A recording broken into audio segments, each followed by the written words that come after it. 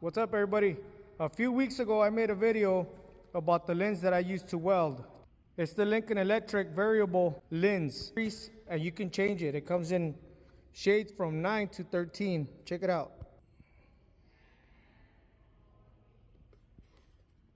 And it also takes batteries.